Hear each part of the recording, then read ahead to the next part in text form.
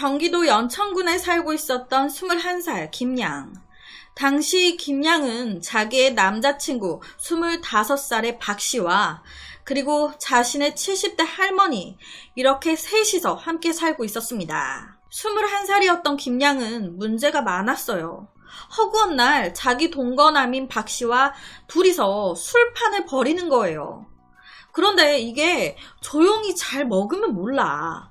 술만 퍼 마시면 둘 다 개가 되는 거예요. 남자친구라는 새끼는 허구한 날 술만 마시면 김양을 때리지. 맞은 김양은 왜 때리냐고 소리소리 지르지. 같은 집에 살고 있었던 할머니. 이것들이 술을 마실 때마다 정말 최악이었겠죠. 이 김양과 남자친구 박씨는 2012년 7월 3일부터 경기도 연천군에 있는 김양의 할머니 집 별채에 들어와 살았습니다.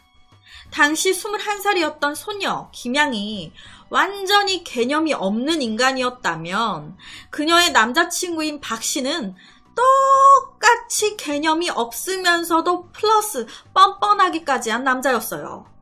이 두 사람은 만난 것도 가관입니다. 2012년 1월에 김양이 일하고 있었던 유흥주점에서 손님과 종업원으로 만난 사이였어요. 이 두 사람은요, 만난 지 얼마 되지도 않아서 동거에 들어갔고, 처음에는 그렇게 할머니와 따로 떨어져서 살다가 어떤 이유에서인지 갑자기 이 김양의 할머니 집 별채로 들어와 살기 시작한 거예요. 그렇게 2012년 7월 15일 저녁, 그날도 똑같았습니다. 나이 든 어른 할머니가 집에 있는데도 있든지 말든지 또 둘이 술 처마시고 또 개가 돼가지고 또 둘이 소리 지르다가 결론은 또 남자놈이 김양 때리고 저녁에 그렇게 난리 부르스를 치더니 다음 날인 7월 16일 오전, 날이 딱 밝아지니까 언제 그랬냐는 듯이 다시 일상으로 돌아온 거예요. 그렇게 오전 9시경 이 두 사람은 연천군 정고급에 있는 한 약국에서 약을 사가지고 11시경에 집으로 들어왔는데, 집으로 돌아온 이 두 사람을 기다리고 있었던 건 집 마당에 수북히 쌓인 이 두 사람의 짐과 그리고 할머니의 이제 불호령이었어요. 나가라고. 야, 너네 이 짐 가지고 나가. 제발 나가. 나 니네랑 못 살아. 그러니까 이거 들고 나가라고. 이때 할머님이 정말 참다 이런 행동을 하신 거예요. 앞서 말씀드렸지만 이 두 사람이 할머니와 같이 살기 시작한 건 7월 3일이에요. 그런데 이 사건이 벌어진 건 7월 16일. 대략 13일 동안 같이 살았는데, 와, 이것들 하는 행동이 완전 가관이니까 이렇게 계속 어떻게 삽니까? 가만히 두고 보니까 이대로는 안 되겠어. 그래서 집 나가라고 짐을 싸신 거예요. 이날 할머니는 작정한 듯 이 두 사람에게 나가달라고 애원을 했습니다. 하지만 뻔뻔하디 뻔뻔한 이 두 사람, 이 할머니의 말을 귀담아 들을 리 없었어요. 이 두 사람은 뭐라는 거야. 할머니의 말을 완전히 개무시하고 그대로 집으로 들어가 거실에서 직장 문제나 여러 가지 얘기를 하기 시작했습니다. 당연히 이 할머니 입장에서는 젊은 것들이 둘이 나를 완전히 개무시하는데 열받잖아요. 나를 존중하지도, 나를 아예 사람 취급도 안 하는 것 같으니까 이러다가는 내가 제명에 못 살겠어. 당시에 이 할머니는요, 이 김양을 키워주신 분이었어요. 그러니까 김양한테는 엄마나 다름없는 분이었는데, 딸이나 다름없는 손녀딸이 나한테 이렇게 대하니까 얼마나 오만 생각이 드셨겠습니까? 당연히 화가 난 할머니는 아이고야, 불쌍한 년을 내가 먹여 살려놨더니 이것들이 내 집에서 지랄들을 하고 있네. 야, 이년아, 너도 나가. 네 애미랑 같이 살아. 어? 화가 난 할머니가 마당에 쌓인 짐을 대문 밖으로 막 던지면서 소리를 지른 거예요. 불쌍한 년을 내가 먹여 살려놨더니 이 년이 나한테 이렇게 하네. 정말 없는 형편에 애지중지 키운 손녀딸인데 그 손녀딸이 나한테 이러니까. 이런 할머니의 행동에 그제서야 반응하기 시작한 이 두 사람. 아, 뭐라고 하는 거야. 진짜 짜증나게 하네. 할머니의 말을 들은 손녀 김양, 화가 치밀어 오르기 시작한 거예요. 엄마 얘긴 왜 하며 그런 얘기 왜 하는데? 남자친구 박씨가 있는 앞에서 자기를 무시하고 엄마를 언급하며 욕하는 거 참을 수가 없었던 거예요. 할머니 그렇게 나왔다 이거지? 평소에도 김양은요, 자기한테 이런저런 잔소리와 함께 핀잔을 해대던 이 할머니한테 불만이 많았습니다. 그리고 그 불만이 이날 터진 거예요. 아씨, 전현이 미쳤나? 전현 좀 죽여줘 빨리. 이 김양, 거실 한켠에 있었던 송곳을 집어들어 남자친구 박씨한테 주면서 살인을 지시한 거예요. 이걸로 저 노인네 죽여버려 라고 하면서. 아니, 멀쩡한 인간 같으면 야 미쳤어? 너 키워준 할머니한테 지금 뭐 하는 거야? 송곳으로 뭐 어쩌라고? 정신 차려 하면서 뭐라고 해야 되는데, 앞서 말씀드렸듯이 두 년 놈 다 똑같은 놈들이었어요. 별다른 이유도 없이, 명분도 없이 친손녀가 남자친구한테 살인을 교사했는데 그 살인 청부를 받은 남자친구 박씨, 그 일에 대해서 별다른 거부 반응도 없이 살인을 실행한 겁니다. 이걸로 저 할매 죽여줘. 응, 알겠어. 아니, 보통 청부살인은 금전적 혹은 재산적인 이익, 그러니까 이 사람을 죽임으로써 어떠한 이익이 있는 경우가 대부분이에요. 하지만 이거는요, 그런 것도 없어. 그냥 죽여달라고 하길래 그래서 죽였는데요. 이 두 사람은요, 도덕성 이딴 거 없었고요. 사회성은 물론이고 공감 능력도 없었습니다. 막장의 분노 조절 장애를 가진 이 두 사람이 동시에 한 공간에 있었고, 하필 그 공간에서 순식간에 범행 동기가 생성될 만한 사건이 일어난 거예요. 당장 죽여달라고, 얼른 죽여.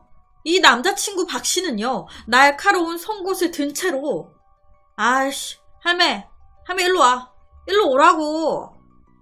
당연히 말도 안 되는 이 두 사람의 행동에 70대였던 할머니 당황을 한 거예요. 날카로운 송곳을 들고 무섭게 다가오니까. 뭐야? 이게 뭐다냐? 왜 이런다냐?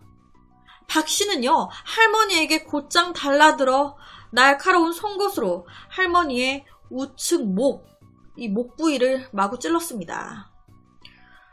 이게 아무 이유도 없는 자기를 키워준 할머니를, 자기 여자친구의 할머니를. 당시 할머님은 박 씨의 머리카락과 몸을 붙잡으면서 안간힘을 썼습니다. 하지만 70대 할머니가 20대 건장한 청년을 힘으로 어떻게 해보겠어요. 당시 이 할머니는요, 그렇게 공격을 당하면서도 손녀딸한테 애타게 도움을 요청했습니다. 김양아, 얘 왜 이러냐? 경찰 불러라! 나 죽는다, 김양아! 작은 삼촌 불러!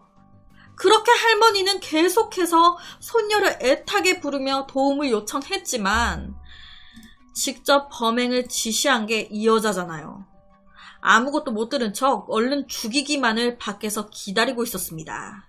여기서 소름 돋는 게요, 자기 할머니가 집 안에서 그렇게 죽어가는데 문 밖에 서가지고 이 손녀딸 노래 불렀대요. 할머니가 그렇게 살려달라고 애타게 애원하는데 밖에서 나나나나나나나나 이러면서. 당시에 이 남자친구 박씨, 이 할머니의 몸을 무려 87회나 찔렀습니다. 목, 얼굴, 우측 옆구리, 양쪽 팔, 복부 등 다 찔린 거예요. 하지만 이때까지도 할머니 살아 있었습니다. 병원으로 빨리 옮겨야 했어요. 하지만 이 두 사람 죽었어? 아니, 아직 안 죽었어. 아, 뭐해? 얼른 죽여. 이 손녀딸 김양은요, 아직 안 죽었다는 남자친구의 말을 듣고는 부엌으로 직접 가서 길이 40cm가량의 칼을 직접 가지고 와서 직접 남자친구한테 줬습니다. 남자가 좀 제대로 해야지. 뭐 하는 거야? 얼른 죽여. 시간 없어. 와, 그 칼을 받아든 남자친구 박 씨는요, 그대로 할머니 목을 찔렀습니다. 그렇게 할머니의 죽음을 확인한 이 남자친구 박 씨는요, 다시 밖으로 나와서 김양한테 말했어요. 진짜 죽었어. 끝났어. 이 말을 들은 김양. 제대로 죽인 거 맞아? 칼 줘봐. 칼을 건네 받고는 할머니가 쓰러져 있는 곳으로 다시 가서, 그러니까 왜 병신같이 말을 해, 삐삐년아, 하면서 이미 죽어있는 할머니 시신에 손녀딸이 칼을 더 쑤셔 넣은 거예요. 그러니까 이 할머니는 죽은 뒤에도 친손녀에 의해 한 번 더 수모를 당하신 겁니다. 악마 새끼를 키운 거예요. 갈 곳 없는 자신을 돌봐준 그런 할머니를 이 김양은 이렇게 배신하고 잔인하게 살해했습니다. 이후 두 사람은 도주를 준비했습니다. 죄책감 이따위 전혀 없었어요. 그저 얼른 도망가야지. 이 두 사람은 할머니의 시신을 그대로 방치한 채 할머니의 소지품을 뒤지기 시작했습니다. 그렇게 온 집안을 뒤져 나온 현금은 고작 14만 원, 그리고 구닥다리 핸드폰. 그렇게 다음 날인 7월 17일 오후 4시 40분 시신은 바로 발견됐고 경찰은 박 씨와 김양을 용의자로 특정하고 검거에 들어갔습니다. 이 두 사람은 3일 뒤인 20일 오전 2시 20분경 전남 목포에서 검거가 됐어요. 그런데 기가 막힌 게 이 박 씨 PC방에서 게임쳐 하다가 잡혔고요. 이 김양 노래방에서 아르바이트 하다 잡혔습니다. 이 손녀딸 김양은요, 이미 2차례의 폭력 전과가 있었고요.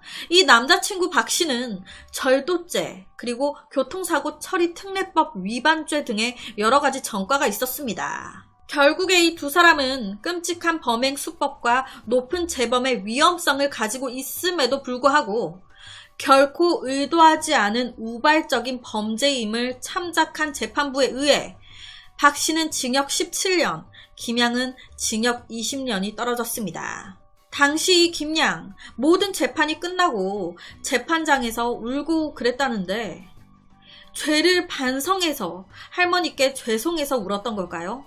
아니면 받게 될 벌과 재판장의 그 모든 상황이 무서워서 겁나서 운 거였을까요? 저도 할머니 할아버지 손에 자랐는데 이거는 준비하면서 할머니가 그 죽음의 순간 애타게 손녀딸에게 도움을 요청했는데 이 손녀딸이 문 밖에서 노래를 부르고 있었다는 그 부분이 준비하면서도 너무 소름이 돋았어요. 그런 손녀딸을 보면서 할머니가 무슨 생각을... 여튼 그래서 오늘은 경기도 연천군에서 벌어진 한 믿기 힘든 사건에 대한 이야기를 가지고 왔습니다.